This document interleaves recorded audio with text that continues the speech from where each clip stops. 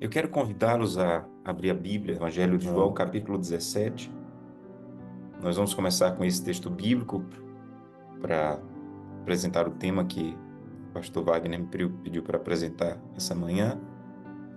João, capítulo 17.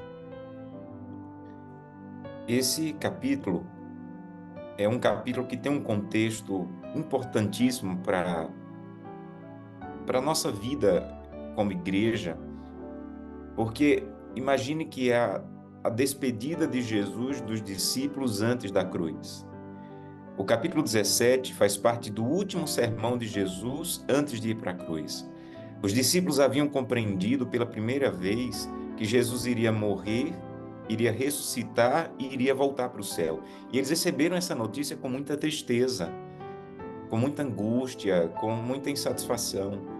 Por isso, Jesus começou o sermão lá no capítulo 14, dizendo: Não se turbe o vosso coração, não fiquem angustiados, eu vou para o céu. Eu vou preparar lugares na casa do meu pai, mas eu vou voltar.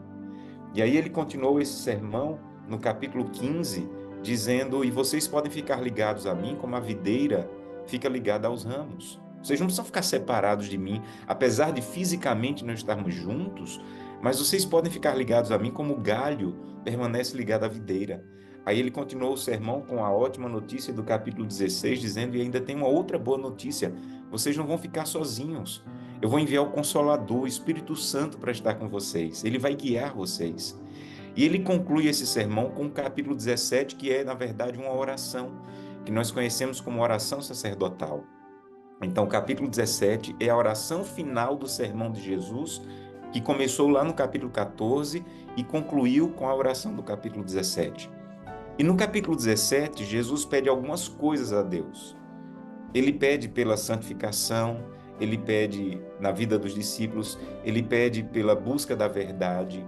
Mas tem uma coisa no capítulo 17, na oração, que Jesus pede mais que todas as outras, que é pela unidade. Amigos, 9 vezes Jesus pede pela unidade, Jesus menciona a ideia de unidade nesse capítulo, nessa oração. Você só pede uma coisa muitas vezes a Deus em oração se aquilo está no teu coração. Você não vai pedir uma coisa muitas vezes se aquilo não tem importância para você. Então, por que Jesus pede tantas vezes pela unidade? Porque Jesus se preocupava com a unidade. Eu imagino que Jesus pensava assim: eu prego para eles, eu como perto deles, eu durmo perto deles, eu faço milagre perto deles. E mesmo assim eles vivem brigando, esses 12 discípulos, vivem brigando um com o outro, querendo saber quem é o maior, quem é o mais importante, quem vai sentar do lado direito, quem vai sentar do lado esquerdo. Imagina quando eu for embora.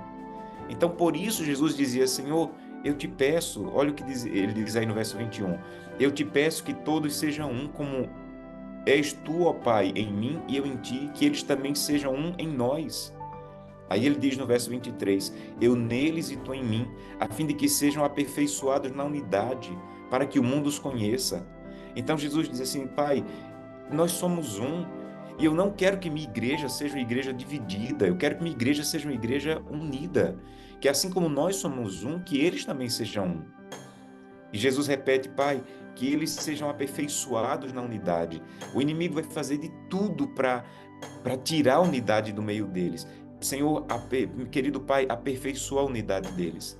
Pastor, mas Jesus não estava falando só para os discípulos daquela época que brigavam, que infelizmente, nós também brigamos. Nós temos nossas diferenças, nós fazemos confusão, às vezes, na igreja por coisas pequenas. Não temos a unidade que deveríamos ter. Mas como é que eu sei que Jesus não estava orando apenas pelos discípulos, os 12 que estavam ouvindo ele? Por causa do versículo 20. Quando Jesus diz assim: E eu não te peço, Pai, somente por estes, mas por todos aqueles que vierem a crer em mim por intermédio da tua palavra. Então Jesus disse assim: Pai, eu não estou orando só por esses 12. Não são apenas esses 12 que terão problemas de manter-se unidos. Pai, eu conheço um povo que vai estar lá em 2024, que eles também vão ter problemas com a unidade. Então eu te peço por eles, todos aqueles que vierem a crer em mim por intermédio da palavra, eu te peço que sejam unidos.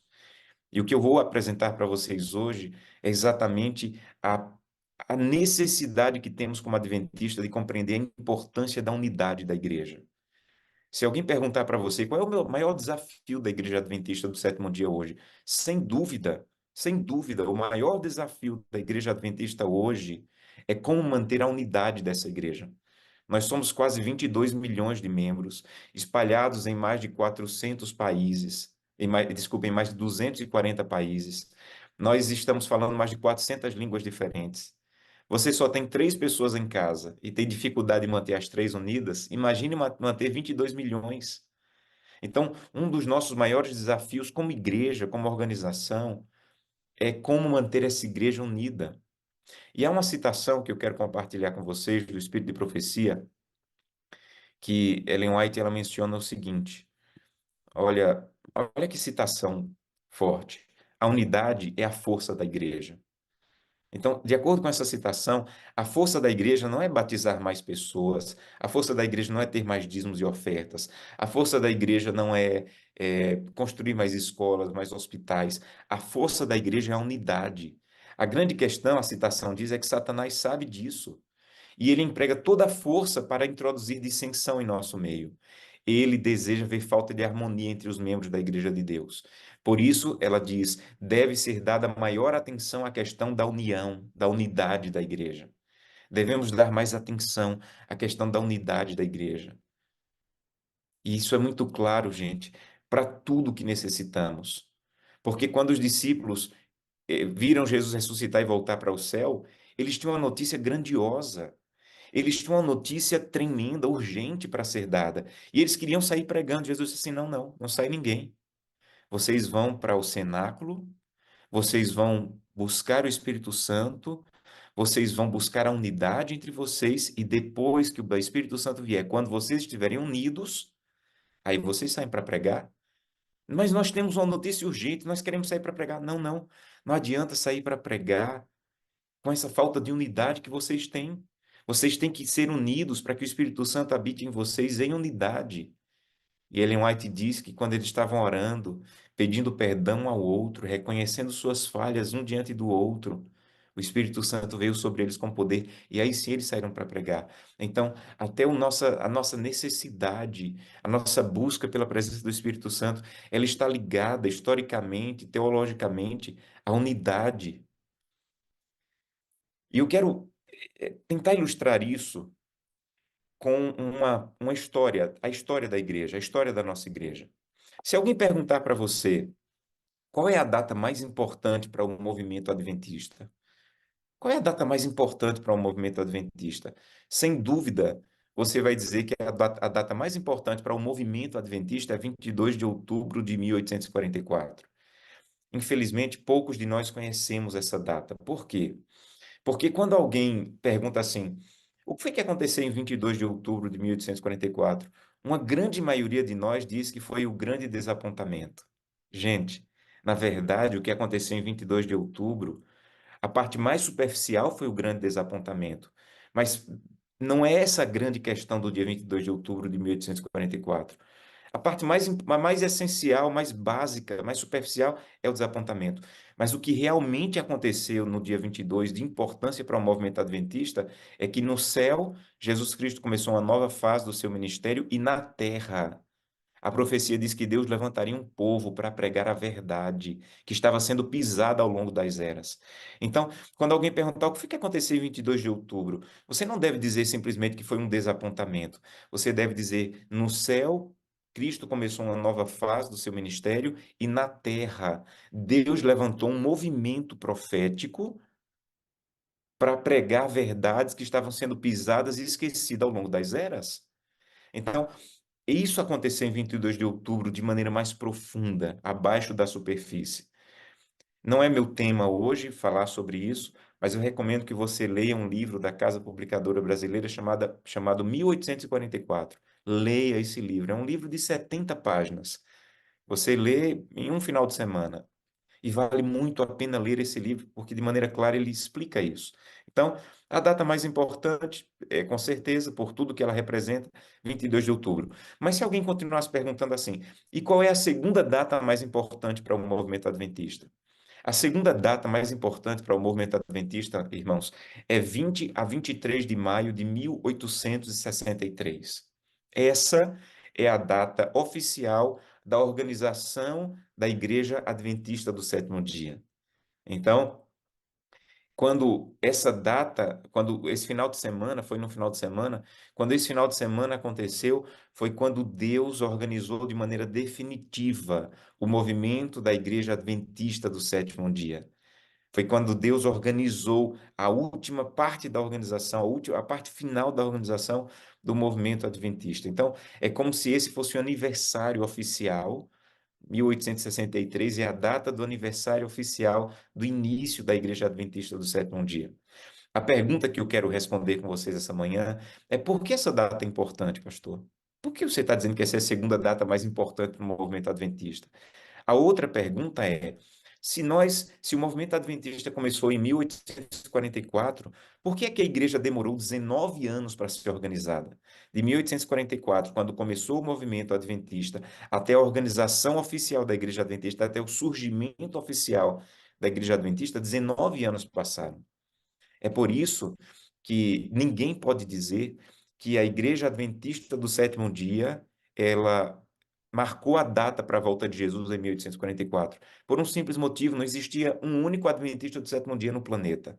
Porque a Igreja Adventista do Sétimo Dia, ela surgiu em 1863. Como igreja, nós não surgimos em 1844. Como igreja organizada, nós surgimos em 1863, 19 anos depois de 1844. Então, por que essa data é importante e por que a igreja demorou 19 anos para ser organizada? Eu vou começar por essa segunda resposta, ou essa primeira pergunta: por que a data é importante? Para responder essa pergunta, nós precisamos entender o movimento milerita e como eles pensavam. O movimento milerita são as pessoas que acreditaram na pregação de Guilherme Miller. Guilherme Miller estudou a Bíblia de maneira profunda, versículo por versículo. Quando ele chegou em Daniel, ele percebeu que havia uma profecia ali, a profecia das 2.300 tardes e manhãs. Quando ele percebeu isso na profecia, ele entendeu que essa profecia apontava para o início desse movimento profético. E ele começou a estudar, e a profecia dizia que quando acabasse a profecia das 2.300 tardes, o santuário seria purificado, e ele imaginou que o santuário seria a terra e a purificação seria a volta de Cristo, e começou a dizer assim: Jesus vai voltar. A data estava correta, a profecia realmente finalizava em 1844, mas o evento que ele previa não estava correto, não era a volta de Jesus, e sim, como eu falei, uma nova fase do ministério de Cristo no santuário celestial e o surgimento do movimento profético levantando verdades que haviam sido pisadas. E todos os nossos pioneiros, irmãos, sem exceção, todos eles vieram dessa pregação de Miller. Eles acreditaram nessa pregação, eles aguardaram Jesus voltar em 1844. Quando Jesus não voltou, esse grupo que acreditou na volta de Jesus, mais de 500 mil de pessoas, alguns abandonaram a fé, disseram: eu fui enganado, Jesus não vai voltar nunca. Outros continuaram marcando datas, e outro, que é o nosso grupo, dos nossos pioneiros, eles continuaram estudando a Bíblia de maneira profunda, porque eles pensaram: não, a data está correta, alguma coisa aconteceu na nossa interpretação da profecia. E eles continuaram a estudar a Bíblia de maneira profunda. E quando acabou a decepção de 22 de outubro, que Jesus não voltou, os nossos pioneiros que haviam aguardado Jesus voltar, eles foram duramente ridicularizados. As igrejas que eles faziam parte, eles eram batistas, metodistas, da Igreja Conexão Cristã, começaram a ridicularizar porque eles haviam sido decepcionados, Jesus não havia voltado. Os jornais da época, na primeira página, durante semanas, colocavam imagens de jumentos, ridicularizando aqueles que acreditaram que Jesus iria voltar, ridicularizando a fé e a crença. Então, os nossos pioneiros, eles estavam sendo expulsos das suas igrejas. Alguns eram pastores, durante toda a vida, eram pastores dessas igrejas metodistas, Conexão Cristã, Batista, e eles foram expulsos das suas igrejas por acreditar nessa profecia. E eles começaram a estudar a Bíblia e encontraram textos como Apocalipse 14, Apocalipse 18, e eles disseram: olha, esse texto diz que há uma Babilônia. E Babilônia é uma igreja organizada. Então, por que vamos organizar outra igreja? Então, não vamos organizar igreja nenhuma. Não vamos organizar igreja, vamos continuar estudando a Bíblia, porque se Babilônia é a igreja organizada e Filhas de Babilônia são essas igrejas também organizadas, então não vamos organizar a igreja para não criar uma nova Babilônia. Então, na mentalidade inicial dos nossos pioneiros, igreja organizada é Babilônia. Então, não vamos ter a igreja organizada. E assim, o movimento continuou. O movimento adventista continuou sem nenhuma organização. Esse é um dos nossos pioneiros, George Storrs. Ele dizia assim: nenhuma igreja pode ser organizada por invenção humana, sem tornar-se Babilônia no momento exato em que for organizada. Então ele dizia assim: organizou a igreja, criou uma nova Babilônia. Como a Bíblia diz que a verdade é progressiva, a luz da verdade vai brilhando, eles foram estudando, estudando, estudando para ampliar a sua visão. Então, os nossos pioneiros inicialmente não guardavam sábado, até que estudaram a Bíblia e descobriram a verdade do sábado. Os nossos pioneiros, alguns deles inicialmente fumavam. E eles foram descobrindo as verdades e foram abandonando isso. Alguns dos nossos pioneiros não acreditavam na Trindade. E eles foram estudando a verdade até acreditar na Trindade, porque eles vinham dessas igrejas com essas crenças. E quando eles foram estudando a Bíblia, eles foram compreendendo a beleza da verdade, porque exatamente a profecia dizia isso, que eles iriam descobrir ou redescobrir as verdades bíblicas para proclamar as verdades bíblicas, mas eles não acreditavam na necessidade de organizar a igreja. E assim, os guardadores do sábado continuaram. De 1845 a 1850, nós não tínhamos nome, nós não tínhamos nenhuma organização e nós não tínhamos nenhum credo oficial. Então, esse grupo, que Ellen White, Tiago White, Lofgborg, Uriah Smith, Andrews faziam parte, eles se referiam a si mesmo como o pequeno rebanho, as ovelhas espalhadas, o remanescente, os santos ou os amigos. Então, não tínhamos nem nome, nem organização e nem credo oficial, de 1845 a 1850. Mas aí a igreja começou a crescer de maneira grandiosa. Eles buscavam a Deus, eles buscavam a presença do Espírito Santo, eles estudavam a palavra de maneira profunda, e não há como buscar a Deus, buscar o Espírito Santo, estudar a palavra de maneira profunda e não ter crescimento missionário. E Deus começou a dar crescimento missionário para essa igreja. E de 1850 a 1852, a igreja que só tinha 200 membros passou para 3.000 membros. E, irmãos, a partir de 1852, nós tivemos o maior crescimento dessa igreja em toda a história. Nós crescemos 30% ao ano.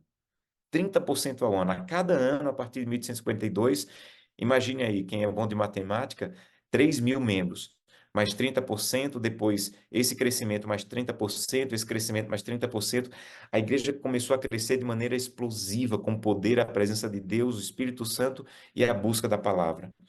Então, o inimigo que não cruza os braços começou a trazer divisão em nosso arraial. Algumas heresias e dissensões começaram a entrar em nosso meio. Eles já tinham comprado uma casa publicadora, mas como não tinha dono, não tinha igreja, não tinha organização, eles estavam temendo perder essa casa publicadora.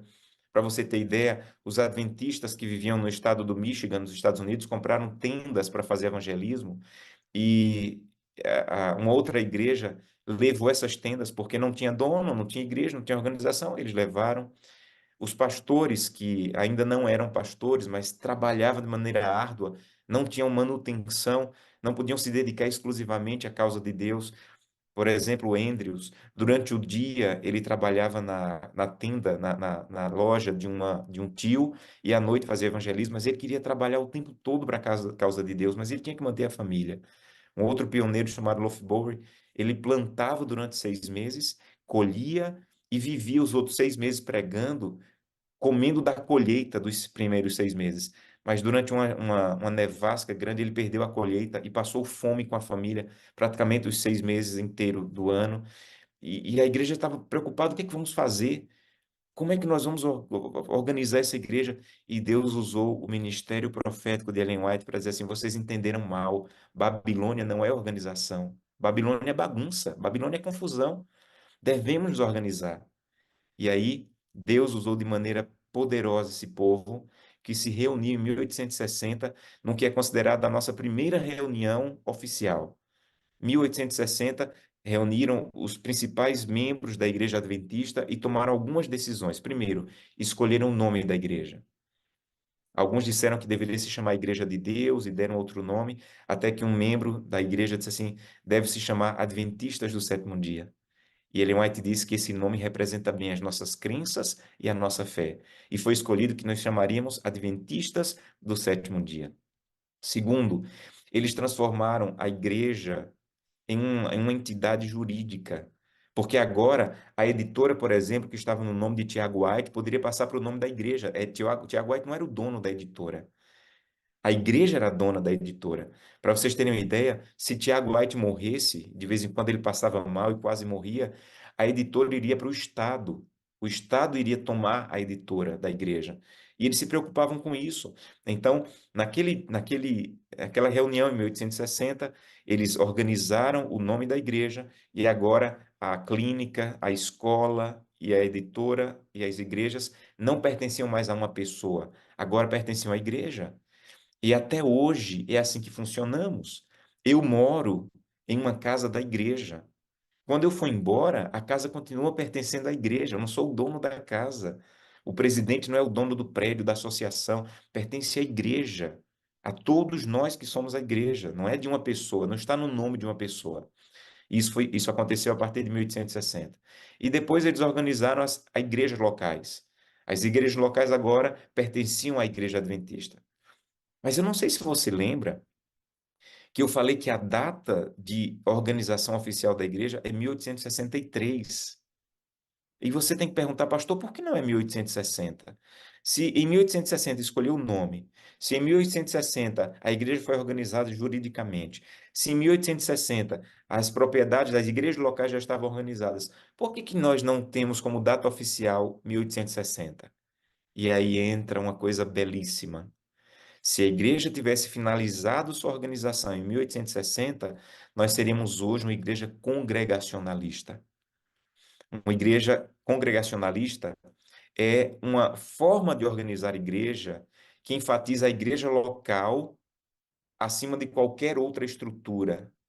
Então, nas igrejas congregacionalistas, e a maioria das igrejas evangélicas cristãs que existem são congregacionalistas, que é a igreja local é a maior autoridade, não existe nada acima dela, não existe nenhuma organização acima dela. A igreja local determina suas crenças, a igreja local escolhe o seu pastor, a igreja local dirige as suas finanças. A igreja local é o centro da igreja e não existe nada acima dela. As congregações locais são independentes uma das outras. Então, por exemplo, hoje, não existe mais no Brasil, praticamente não existe mais uma igreja Assembleia de Deus. Por quê? Porque um pastor, ele pensa, não, eu creio de outro jeito.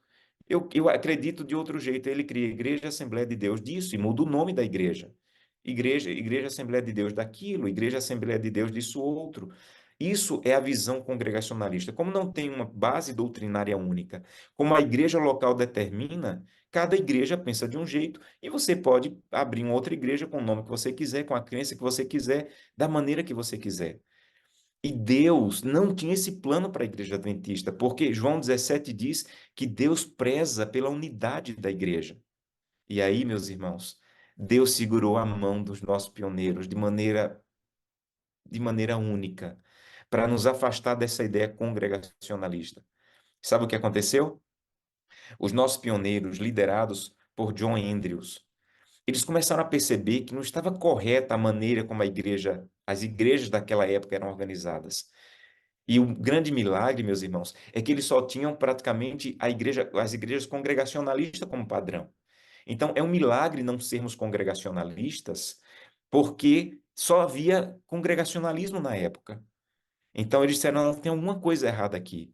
Para você ter uma ideia, eles escreveram um livro que eles começaram a estudar a Bíblia e descobrir como organizar a igreja adventista através da Bíblia, da visão bíblica.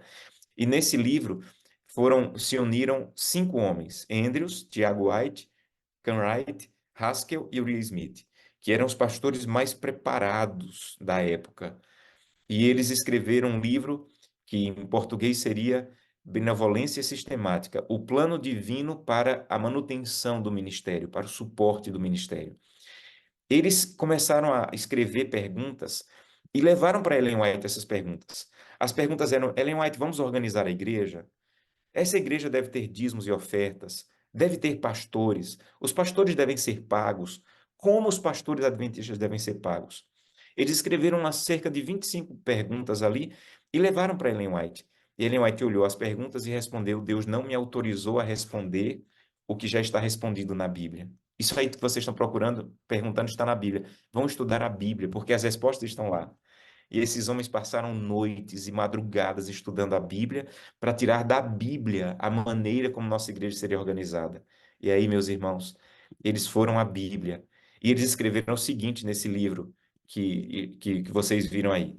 Isso que eu estou lendo agora é do livro que eles escreveram. Eles disseram assim: achamos necessário nos separar de muitos dos costumes e práticas dessas igrejas ao nosso redor. E isso é especialmente verdadeiro em relação à maneira de manter o evangelho. Rejeitamos o modo como as pessoas fazem isso na nossa época.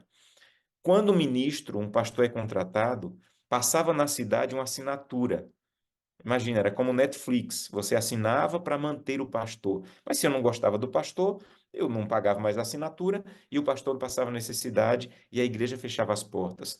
Ou deixava uma caixa na porta da igreja e só podia entrar se pagasse a caixa para poder entrar para assistir o sermão. Mas se eu não gostasse do sermão, eu não pagava mais e a igreja fechava as portas. E eles disseram: tá errado isso, não tá certo. Não é essa maneira de manter o evangelho. Não pode ser essa maneira de manter a igreja. E eles disseram: quando isso não funciona, eles começam a fazer festivais, jantares, vender bolo e persuadir as pessoas para obter recursos. Mas nós temos que rejeitar essa maneira de manter a igreja. Devemos adotar um sistema melhor. E eles disseram: isso pode ser feito, pois o Senhor forneceu essa maneira melhor. E ele colocou essa maneira melhor de manter a igreja em nossas mãos. Aí, meus irmãos, eles foram estudar a Bíblia e descobriram que não era assim que funcionava em Israel. Não é assim que funciona na Bíblia. A igreja não era mantida de maneira local. A igreja não era administrada de maneira local. Olha que coisa linda. Isso que vocês estão vendo na tela, eu imagino que estão vendo, é o mapa de Israel, como era dividido no tempo de Josué. Quando Josué entrou na terra, haviam 13 tribos, não 12. Porque você lembra que a tribo de José se dividiu em Manassés e Efraim. Então, na verdade, existiam 13 tribos. Só que quando Josué dividiu a terra, ele não dividiu em 13. Ele só dividiu em 12. Uma tribo ficou sem terra, que era a tribo dos levitas. Aqueles que cuidavam da vida espiritual, eram os pastores de Israel. E onde é que os levitas moravam? Os levitas, meus irmãos, moravam em 48 cidades espalhadas por todo Israel. Os levitas não tinham uma tribo, eles não moravam em Jerusalém. Eles estavam divididos por todo Israel, eram os distritos pastorais dos levitas. Eles estavam divididos em 48 cidades para cuidarem da vida espiritual de cada tribo. E aí, a Bíblia diz que eles recebiam do dízimo, mas não era a própria tribo que pagava o dízimo para o levita. Sabe como é que funcionava em Israel? Todo o dízimo e toda a oferta era enviado para Jerusalém, para depois voltar pagando todos os levitas de maneira igual. Pastor, mas por que que eles faziam assim? Primeiro, porque Deus pediu. Segundo, para que todo levita em qualquer cidade ganhasse o mesmo salário. Terceiro, para que nenhum levita dissesse: não, eu não quero ser levita aqui, essa tribo tem pouco dinheiro, eu quero ser levita naquela outra cidade que o povo tem mais dinheiro, tem mais dízimo. Sabe o que os nossos pioneiros decidiram? É assim que vamos funcionar como igreja, porque Deus tem um plano, Deus já tem um projeto, Deus já tem uma maneira de cuidar de igreja. Então, eles decidiram que a igreja adventista iria funcionar da mesma maneira. É por isso, meus irmãos, que o dízimo e a oferta, ela não fica na igreja local. Ela vai para a associação para que depois esse recurso vá para todo o planeta. Uma igreja congregacionalista, principalmente, o recurso fica na própria igreja e a igreja ela faz o que quiser com o recurso, mas o plano de Deus para Israel não era esse. Pastor, mas isso está na Bíblia? Isso está na Bíblia. Quando você vai para textos bíblicos, Aí estão os textos bíblicos, Levítico, segundo Crônicas 31, Neemias e Malaquias 3:10, diz que as pessoas deveriam levar os dízimos e ofertas para a casa do tesouro, para o cofre do tesouro ou para as câmaras do tesouro, que é a mesma coisa, era um lugar em Jerusalém em que todos os dízimos e todas as ofertas eram levados e depois voltava pagando por igual todos os levitas. Talvez você não saiba disso, mas todos os pastores adventistas têm a mesma base salarial. Um pastor que é presidente, ele não ganha mais porque é presidente, porque o sumo sacerdote em Israel não ganhava mais porque era sumo sacerdote. Ele tinha a mesma base salarial. Como isso é possível? Por causa do plano de Deus. Então, essa parte de cima do mapa é chamada de Campinas de Moabe, é a parte mais próspera de Israel. E a parte de baixo, você vê aí, tem o deserto de Sim. É a parte que tinha menos recursos. Se as pessoas de baixo pagassem seu próprio levita, o levita de baixo ia ganhar pouco, porque havia seca, não havia muitas colheitas, e o levita de cima ia ganhar muito, porque lá tinham boas colheitas. Deus disse: não, assim eu não quero. Eu quero que reúna tudo num lugar só, depois volte pagando por igual, porque nenhum levita vai querer sair da sua cidade para ser levita em outra cidade, porque vai ganhar mais em outra cidade. É assim que a nossa igreja funciona até hoje, e foi descoberto por nossos pioneiros esse princípio. Então, quando o recurso vai para a associação paga por igual a todos os pastores, mas não apenas isso, a associação envia o recurso para outros lugares do planeta, e já vamos chegar nesse ponto. Então, todas essas passagens diz, o recurso não ficava na igreja local em Israel, não ficava na cidade. Ele ia para Jerusalém e depois voltava pagando por igual os recursos para todas as cidades de Israel. Mas chegou um momento em que os reinos se dividiram, o reino norte e o reino sul. Lembra lá da briga de Roboão, que disse que seria duro com o povo? Aí Roboão se dividiu, 10 tribos de cima do norte disseram: não queremos mais os filhos de Davi. Escolheram um novo rei chamado Jeroboão. E Roboão continuou com 2 tribos do sul. Quando Jeroboão, meus irmãos, da parte de cima, descobriu esse princípio de levar os dízimos para Jerusalém, que ficava na parte de Roboão, no reino de Roboão, ele escreveu um decreto que está em 1 Reis. Se você puder abrir a sua Bíblia, 1 Reis, capítulo 12. Aqui está o primeiro decreto de Jeroboão, que era rei das 10 tribos de cima, do norte de Israel. 1 Reis, capítulo 12, verso 26, diz assim: Disse Jeroboão consigo: Agora tornará o reino para a casa de Davi, se este povo continuar subindo para Jerusalém para levar seus sacrifícios à casa do Senhor que está em Jerusalém. Então ele disse: se o povo continuar levando seus sacrifícios, dízimos e ofertas para Jerusalém, o coração deles vai voltar para Roboão, rei de Judá, eles vão se unir de novo e vão me matar e vão tornar ele novamente rei de Judá. Pelo que o rei, tendo tomado conselhos, fez 2 bezerros de ouro e disse para o povo: basta de ir para Jerusalém. Não precisa mais. Não precisa mais levar seus dízimos, ofertas para Jerusalém. Não precisa mais levar sacrifícios para Jerusalém. Vocês já foram muitos. Aqui estão, ó Israel, os deuses que te fizeram subir da terra do Egito. E pôs um altar em Betel e outro em Dan.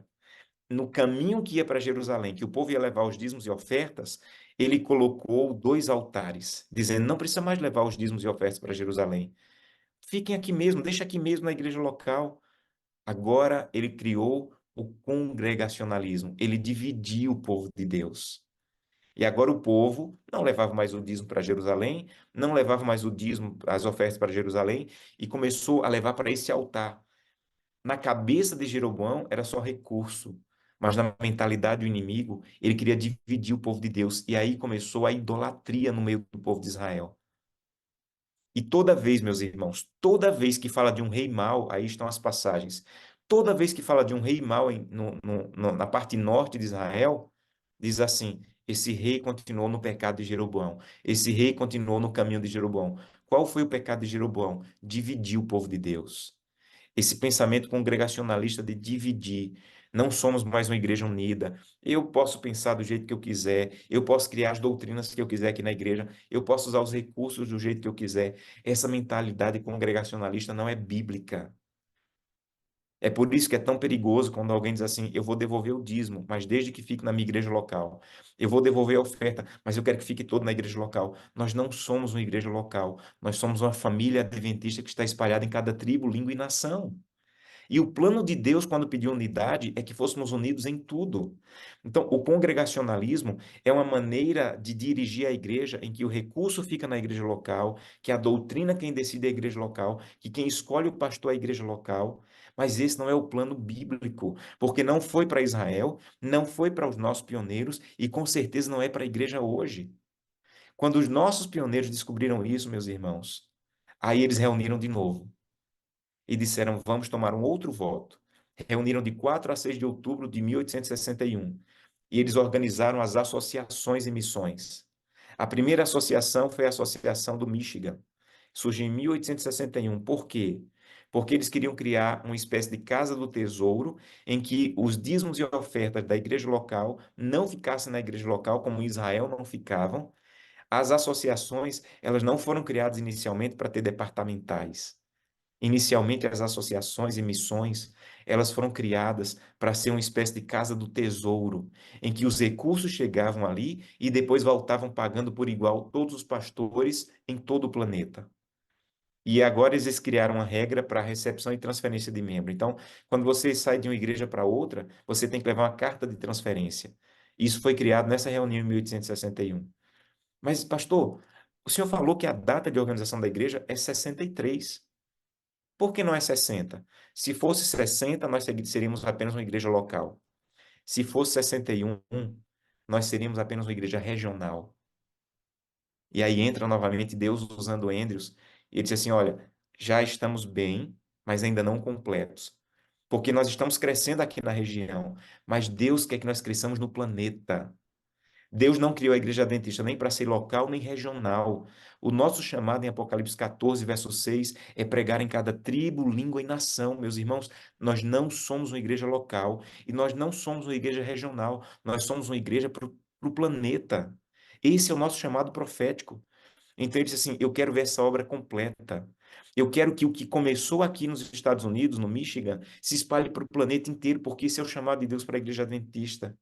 Quando eles compreenderam isso, eles reuniram de novo em 1863 e eles organizaram a Associação Geral, eles tomaram a decisão de escolher um presidente e os departamentais e eles organizaram um sistema de pagamento regular para os pastores, para que todos ganhassem a mesma porção, para que o presidente não ganhasse mais do que o distrital, e a base salarial de todos os pastores adventistas até hoje, a partir de 1863, é a mesma. Então, se eu quiser ser presidente, eu posso até querer, mas apenas para ter mais dor de cabeça, mas não para ganhar o dobro, porque a igreja não paga o dobro, a igreja paga o mesmo. E isso foi tirado da Bíblia, meus irmãos. Os levitas ganhavam a mesma base salarial, independente de que cidade eles viviam, em que tribo eles viviam. E aí, meus irmãos, eu respondo a segunda pergunta: por que essa data é importante? Essa data é importante, primeiro, porque nossa estrutura administrativa como igreja surgiu de um profundo estudo bíblico. Eles estudaram a Bíblia de maneira profunda. Então você sabe por que os dízimos e ofertas não ficam na igreja local? Não é porque um presidente um dia disse: não vai ser assim. É porque eles foram à Bíblia e descobriram que em Israel não acontecia assim. Você sabe por quê? Não é a igreja local que determina a sua doutrina. Uma igreja diz assim: agora eu vou começar a falar em línguas. A outra diz assim: agora eu vou começar a guardar a sexta-feira. Por que nós não somos divididos? Por que que nós temos uma crença única como igreja? Porque nós não somos congregacionalistas. Porque nós temos uma unidade de igreja através das associações, missões, uniões e associação geral que mantém a unidade doutrinária e a unidade missionária dessa igreja. Então, a nossa maneira de organizar a igreja, meus irmãos, não é capricho de um homem, é com base em um forte e profundo estudo bíblico. Olha o que Ellen White diz: ninguém acaricia o pensamento de que podemos dispensar a organização da igreja. A construção dessa estrutura que nós temos custou-nos muito estudo e orações, em que rogávamos sabedoria e as quais sabemos que Deus nos ouviu. Nenhum de nossos irmãos estejam tão iludido que tente destruir a organização, pois acarretaria assim um estado de coisas que nem é possível imaginar. Em nome do Senhor, declaro-vos que a organização deve ser firmemente estabelecida, robustecida e consolidada. Oh, meus irmãos, quando um adventista se levanta para dizer assim: não, eu não acredito na organização, não, eu sou contra associações, não, o recurso da igreja deve ficar apenas na igreja local. Sabe o que é que ele está dizendo? O que Deus revelou para essa igreja, através de um profundo estudo bíblico e oração, não vale. Eu sou mais inteligente. Eu tenho uma maneira melhor de dirigir a igreja. E você não tem uma maneira melhor do que Deus. Porque ninguém é melhor do que Deus. Então, a organização da igreja, ela tem falhas, meus irmãos. Eu não sou cego para isso. Essa organização seria melhor, muito melhor, se eu não estivesse nela, mas eu estou. Se eu saísse da organização da igreja, a organização seria um pouco melhor, porque as minhas mazelas e pecados não estariam nelas. Mas Deus está acima de qualquer falha humana, porque essa organização surgiu de um profundo estudo bíblico e da direção de Deus. Então, a organização da igreja, ela vai ser estabelecida, robustecida e consolidada pelo poder de Deus. Segundo, sabe por que essa data da organização da igreja é importante? Porque ela prova que Deus nos conduziu em oposição ao congregacionalismo. Deus nos conduziu. Não organizamos a igreja em 1860, não organizamos a igreja em 1861, deixamos para organizar a igreja finalmente em 63, porque Deus estava dizendo: vocês não são igreja local, vocês têm que pensar de maneira mundial. Terceiro, a organização tem um papel importante para Deus e irá permanecer até os últimos momentos dessa terra. Infelizmente, surgem muitos movimentos dissidentes que começam a dizer: não, a igreja adventista está perdida, a organização da igreja está corrompida, então vamos começar de novo. Deus não vai começar de novo. Deus vai continuar com a sua organização até o final. A ideia bíblica é que o remanescente, ele vai permanecer até o final. O que é que vai sair? O que vai sair é o joio. O trigo vai permanecer. Deus vai tirar o joio do nosso meio. A palha, Deus vai tirar. Mas a igreja vai permanecer até o final como o trigo de Deus. Quarto, nossa igreja foi organizada, meus irmãos, com um propósito missionário mundial. Eu não posso pensar apenas na minha igreja local. Então, quando eu digo assim, não, eu vou usar o dízimo para construir a minha igreja, sabe o que é que eu estou dizendo? O que importa é a minha igreja. E o que importa não é a sua igreja, o que importa é a igreja de Deus ao redor do mundo. É por isso, meus irmãos, que 20% do dízimo e 40% da nossa oferta não fica na nossa região. Ela vai para outros lugares do mundo, para que o evangelho continue sendo pregado lá. Você quer ter uma ideia do poder disso? 20% da oferta, quando você não direciona, se você disser assim, não, minha oferta é para o banco da igreja, ela tem que ir toda para o banco da igreja. Mas se você colocar apenas lá, oferta, 60% dela fica na igreja local, para manter a igreja local, e 40% dela sai da igreja local. Esses 40% que saem, 20% vai para a associação geral. Sabe o que é que a associação geral faz com 70% desses 20%? Vai para os projetos da contracapa da lição. Deixa eu explicar de novo. Quando você entrega R$ 100 de oferta, 60 fica na igreja local e 20 vai para a associação geral. Uma parte desse 20 vai para os projetos da contracapa da lição. Todo trimestre tem um mapa lá. Lembra? Atrás da lição, todo trimestre tem um mapa dizendo para onde vão nossas ofertas missionárias, que é 20% das nossas ofertas. Eu fiz uma pesquisa e eu olhei lição por lição dos últimos 10 anos. Eu contei país por país. E sabe o que eu descobri? Que nos últimos 10 anos, a sua oferta já foi para 154 países. Se isso não emociona você, é porque você perdeu o senso de missão, porque me emociona profundamente. Você já foi em 154 países nos últimos 10 anos? Não, pastor, eu nunca fui. Se você é ofertante, você já foi em 154 países através da igreja e da maneira como a igreja adventista é organizada. Deixa eu contar uma história para vocês. Burundi é um país da África que é considerado o país mais pobre do planeta. O que os membros têm lá de dízimos e ofertas daria para manter no máximo 8 pastores. E nós temos mais de 80 pastores e missionários pregando em Burundi. Como é possível, pastor? Se o que eles têm de dízimos e ofertas só dá para manter 8, como é que nós temos mais de 80? Porque, através da maneira como a igreja é organizada, todos os meses, o recurso que você entrega, uma parte dele vai para Burundi e mantém a igreja em Burundi. Um país que talvez você nunca tenha ouvido falar, mas que a igreja continua viva lá por causa do plano de Deus para manter essa igreja.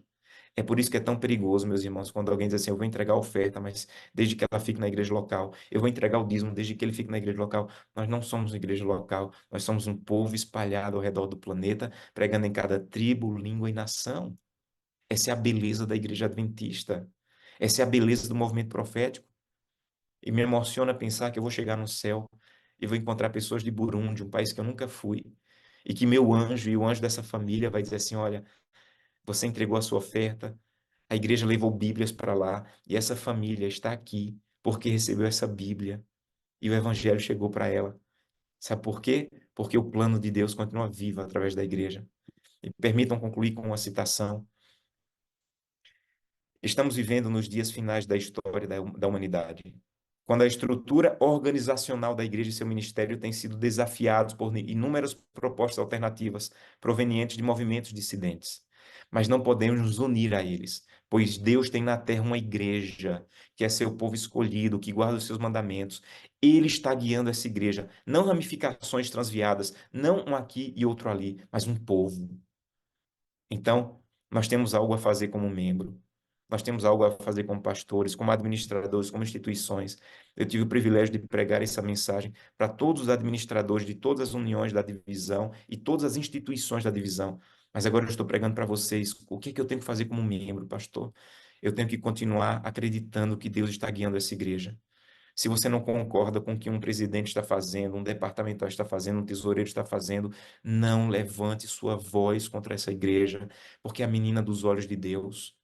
Clame a Deus para que Deus tire logo a palha do nosso meio, para que Deus tire o joio do nosso meio, mas permaneça firme a essa igreja. Não se levante contra essa igreja com palavras. Não se levante contra a organização dessa igreja com postagens. Permaneça unido a essa igreja, porque é essa igreja, a menina dos olhos de Deus, que Deus vai levar, que Deus vai levar para o céu, que Deus vai usar para a última pregação do evangelho nessa terra. Tem alguma coisa errada acontecendo aí na sua região? Ellen White diz, no espírito correto, com oração, com palavras de sabedoria. Converse com as pessoas, converse com o administrador, converse com o pastor, no espírito correto, com as palavras corretas e no espírito de oração e bondade. Mas a igreja é a igreja de Deus e vai permanecer até o fim. Então não abrigue uma mentalidade congregacionalista. Vou deixar o dízimo na minha igreja, vou deixar a oferta na minha igreja. Não, nós temos que pensar de maneira diferente da associação. Deus organizou a igreja da maneira que está e vai permanecer até o final. Quando Jesus voltar, não vai mais precisar da organização da igreja. Ele vai levar apenas o seu povo. Enquanto Jesus não voltar, a organização ajuda a manter a unidade que Jesus orou em João capítulo 17. Então eu quero fazer uma oração por você nesse momento. Eu quero pedir que você diga, Santo Deus, eu quero me manter unido à tua igreja. Eu quero continuar pensando na unidade da igreja, porque eu não quero que essa unidade se quebre apesar de termos desafios, dificuldades. Mas, Santo Deus, limpa a tua causa, tira a palha, tira o joio. Com a sacudidura, a Bíblia é clara em dizer que Deus vai tirar a palha, mas a igreja vai permanecer e eu quero permanecer com essa igreja até o final. Se esse é o seu desejo, eu quero convidá-la a fechar os olhos para falarmos com Deus. Querido Pai, muito obrigado, Santo Deus, pela maneira bíblica que o Senhor conduziu essa igreja. Muito obrigado, porque os nossos pioneiros foram amadurecendo biblicamente, até o ponto de dizer: não somos uma igreja local. Ô Santo Deus, existem lugares no mundo em que a igreja adventista não está muito bem. E nesses lugares, é claro que eles abraçaram a visão congregacionalista, de igreja local apenas, de decidir na igreja local, de abandonar, às vezes, alguns princípios bíblicos que a igreja já estabeleceu, já estudou biblicamente, mas nós não queremos seguir esse caminho. Tem coisas que não concordamos, às vezes, no administrador, na maneira como a igreja está agindo como organização, mas essa é a menina dos teus olhos e precisamos orar por ela, continuar unido a ela e permanecer firme até o final, porque o Senhor vai limpar essa igreja a cada dia, porque precisamos do batismo do Espírito Santo com o coração limpo, mas não separados da igreja, não combatendo e criticando a igreja, mas unidos à igreja, juntos, Senhor, para que o Senhor possa limpar a nossa vida, a começar por mim, E aí o Senhor vai limpar, e vai limpar, e vai limpar, até que estejamos limpos e cheios da possibilidade de ter o Teu Santo Espírito. Então, não nos deixa ter essa mentalidade congregacionalista de igreja local, que a igreja local tem que ser independente, que a igreja local tem que agir sozinha, que a igreja local tem que ficar com os recursos, porque a igreja continua avançando, pregando o evangelho em cada tribo, língua e nação, como foi profetizado, e nós te agradecemos por isso e queremos permanecer firme ao lado dessa igreja até o final. É o que te pedimos em nome de Jesus. Amém.